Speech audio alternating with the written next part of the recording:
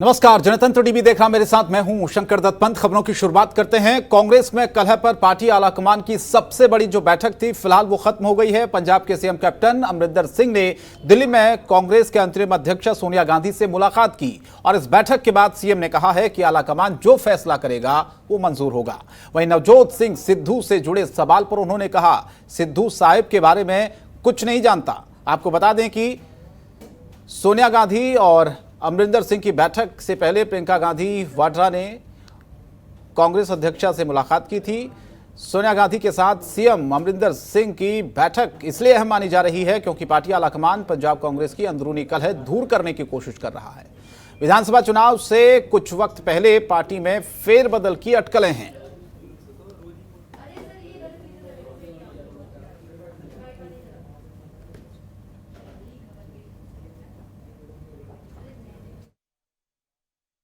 आया था हमारे कांग्रेस प्रेसिडेंट को मिलने और मैं उनसे मिला हूँ। कई बातें थी हमारी इंटरनल मैटर्स पार्टी की, हमारे पंजाब के डेवलपमेंट की, वो सारी बातें मेरी उनसे हुई हैं।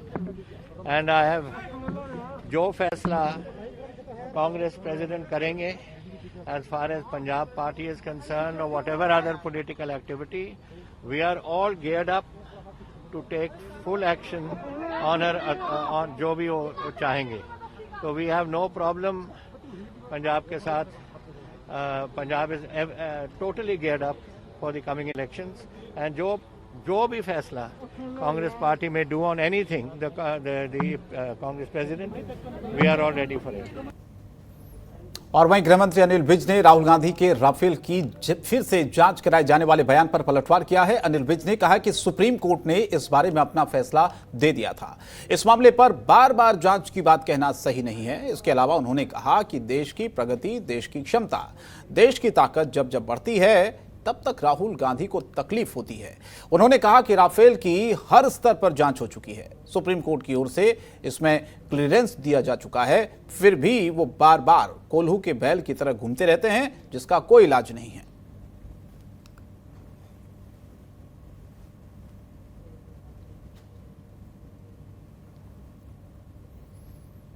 और हरियाणा की मनोहर लाल सरकार एक बार फिर से रिटायर्ड अफसरों पर मेहरबान हुई है। प्रदेश में अब रिटायर्ड बाबू 20 लाख तक की लग्जरी कार में सफर कर सकेंगे। हरियाणा सरकार ने प्रदेश की संस्थाओं में रिटायरमेंट के बाद नियुक्त होने वाले अधिकारियों को 20 लाख तक की कार खरीदने की अनुमति दी है।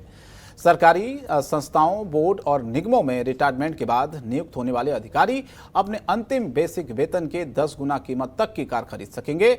इसकी अधिकतम सीमा 20 लाख रुपए होगी। 20 लाख रुपए में टैक्स शामिल नहीं है।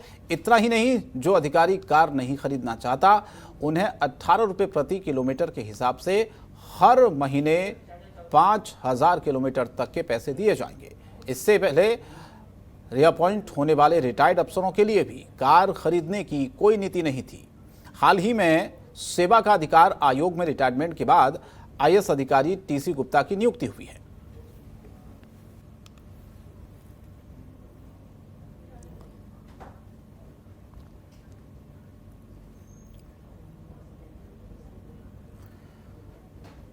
और शिरोमणि अकाली दल ने आज मोहाली में आंदोलन करने वाले अध्यापकों पर लाठीचार्ज करने की घोर निंदा की है। पूर्व मंत्री डॉक्टर दलजीत सिंह ने कहा है कि बेहद दुर्भाग्यपूर्ण बात है कि आंदोलन करने वाले अध्यापकों, सरकारी कर्मचारियों, बेरोजगार युवाओं को सरकार न केवल नजरअंदाज कर रही है बल्कि एक बहरी सरकार ने उन्हें प्रताड़ित कर उन पर लाठीचार्ज करवाया जा रहा है और उनकी बात सुनने के लिए कोई तैयार नहीं है। डॉक्टर चीमा ने कहा कि यह लोकतंत्र के लिए शुभ नहीं है। आपको बताएं, 2017 में चुनावों से पहले कांग्रेस पार्टी ने सरकारी कर्मचारियों से वादा किया था, लेकिन अब सरकार उनकी वास्तविक शिकायतें सुनने के लिए तैयार नहीं।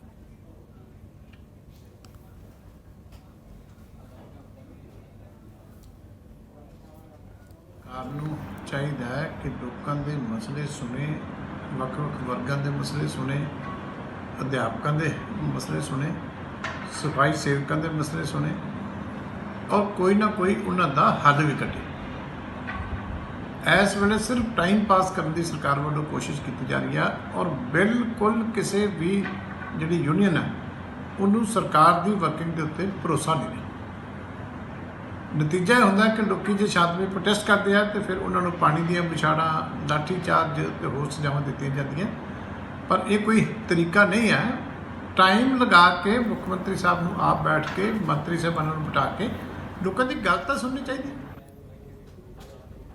और हरियाणा में 1 अप्रैल 2025 से नई शिक्षा नीति को लागू करने का लक्ष्य रखा गया। इसी को लेकर प्रदेश में शिक्षा विभाग से जुड़े महकमे अपनी अपनी तैयारी कर रहे हैं। आपको बता दें कि चंडीगढ़ में नई शिक्षा नीति को लेकर एक बैठक हुई है, जिसकी अध्यक्षता शिक्षा मंत्री कुंवरपाल गुर्जर ने की है। इस दौरान प्राइमरी शिक्षा, सेकेंडरी शिक्षा, एलिमेंट्री शिक्षा और उच्चतर शिक्षा और तकनीकी शिक्षा से जुड़े अधिकारियों ने अपनी अपनी तैयारियों के बारे में बताया। बैठक के बाद हरियाणा के शिक्षा मंत्री कुंवरपाल गुर्जर ने बताया है कि हरियाणा में नई शिक्षा नीति को लागू करने के लिए तेजी से काम चल रहा है, बल्कि सरकार ने नई शिक्षा नीति को लागू करने से पहले ही कुछ काम शुरू कर दिए हैं, जिसका उन्हें फायदा भी मिल रहा है।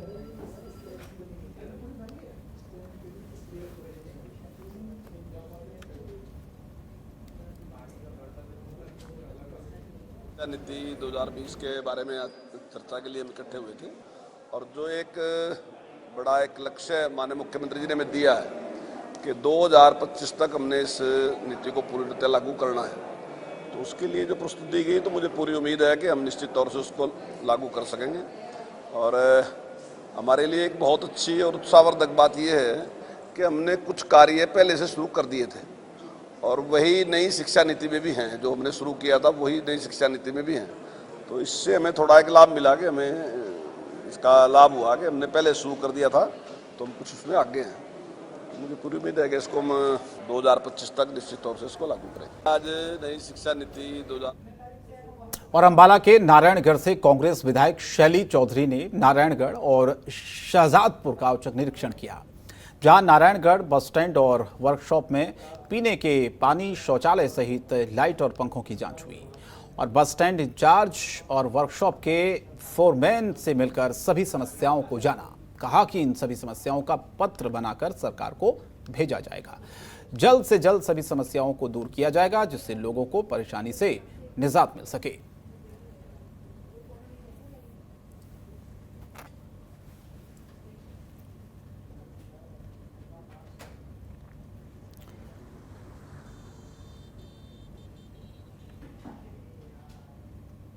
और वहीं हरियाणा कांग्रेस में प्रदेश के नेतृत्व को लेकर दोबारा से जंग छिड़ गई है। अशोक तंवर के बाद एक बार फिर से इतिहास दोहराया जा रहा है। वहीं इसी कड़ी में पूर्व सीएम भूपेंद्र सिंह हुड्डा से हरियाणा कांग्रेस के 8 विधायक मिलने के लिए पहुंचे, जहां पर हरियाणा कांग्रेस के प्रभारी विवेक बंसल भी मौजूद रहे। विवेक बंसल के साथ मीटिंग के बाद हुड्डा समर्थित विधायक एक बार फिर कांग्रेस महासचिव केसी वेणुगोपाल से मिलने के लिए पहुंचे।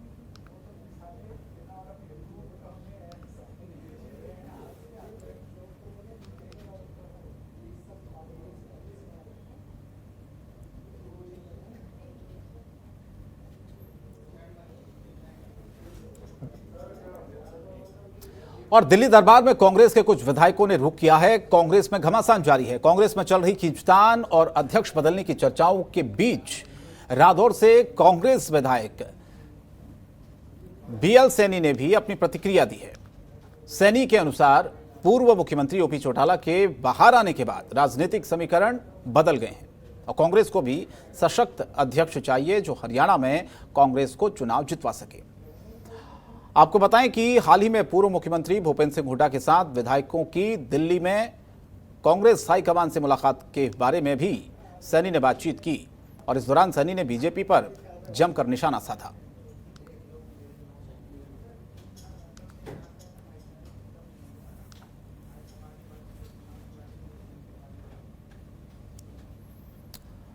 पंजाब के लुधियाना लोकसभा सीट से कांग्रेस सांसद रवनीत बिट्टू ने अपने विवादित बयान को लेकर भले ही माफी मांग ली हो, लेकिन शिरोमणि अकाली दल उन्हें माफ करने के मूड में नजर नहीं आ रहा है। आपको बताएं कि पंजाब में शिरोमणि अकाली दल और बहुजन समाज पार्टी की सीटों के बंटवारे को लेकर सांसद रवनीत बिट्टू ने एक विवादित बयान दिया था। उन्होंने कहा था कि धार्मिक महत्व वाली सीटों को किस तरीके से बहुजन समाज पार्टी को दिया जा सकता है, जिसके बाद उनके इस बयान को लेकर शिरोमणि अकाली दल की तरफ से पंजाब शेड्यूल कास्ट आयोग में शिकायत दी गई थी, जिसमें संज्ञान लेने के बाद सांसद रवनीत बिट्टू ने अपना माफीनामा भेज दिया है। अकाली विधायक पवन कुमार ने कहा है कि उन्होंने मुलाकात के दौरान आयोग के चेयरमैन से पूछा है कि क्या उनके पास ऐसी शक्तियां हैं जिसमें वो अपराध करने पर किसी को माफ कर दें। उन्होंने भी कहा कि इस मामले को ऐसे ही हाथ से जाने नहीं देंगे, जरूरत पड़ी तो इसको लेकर सड़कों से लेकर राष्ट्रीय पिछड़ा आयोग तक का दरवाजा खटखटाया जाएगा।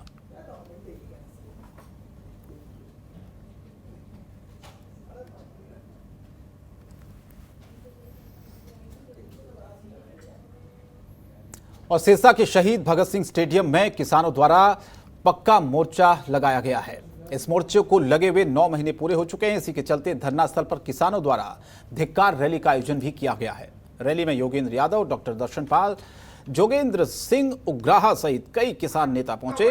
किसानों का यह कहना है कि खुद को किसान हितैषी बताने वाले डिप्टी सीएम और बिजली मंत्री तथा सरकार को धिक्कार देने के लिए इस रैली का आयोजन किया जा रहा है। किसानों का यह कहना है कि जब तक 3 कृषि कानून वापस नहीं होते उनका आंदोलन जारी रहेगा।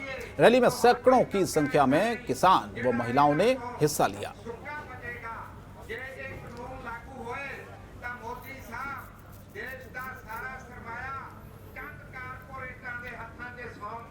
सिरसा के बडवाली में बीजेपी नेताओं और कार्यकर्ताओं को बैठक करना महंगा पड़ गया। आपको बताएं कि डबवाली में एक प्राइवेट स्कूल में बीजेपी जिला अध्यक्ष आदित्य चौटाला ने एक बैठक बुलाई, लेकिन जैसे ही किसानों को बीजेपी की मीटिंग की भनक लगी, इसके बाद किसानों ने बीजेपी कार्यकर्ताओं को घेरकर पीटना शुरू कर दिया, जिसका वीडियो सोशल मीडिया पर वायरल भी हो रहा है। आपको बता दें कि पुलिस बीच बचाव करती हुई नजर भी आई, लेकिन किसानों के हत्थे 3 से 4 बीजेपी कार्यकर्ता चढ़ गए और उन्होंने बेरहमी से कार्यकर्ताओं को पीटना शुरू कर दिया। किसानों ने कार्यकर्ताओं के कपड़े तक फाड़ दिए। पुलिस ने बीजेपी कार्यकर्ताओं को किसानों के चुंगल से किसी तरह छुड़वाया और घायल कार्यकर्ताओं को डबवाली के अस्पताल में एडमिट करवाया गया, जहां उन्हें सिरसा रेफर किया गया है। इस घटना में एक किसान के घायल होने की सूचना मिली है। किसानों ने कहा है कि बीजेपी नेताओं का कार्यक्रम जहां भी होगा उसका विरोध किया जाएगा। फिलहाल बीजेपी की ओर से अभी तक पुलिस को कोई शिकायत दर्ज नहीं करवाई गई है और पुलिस भी शिकायत मिलने के बाद ही कार्रवाई की बात कर रही है।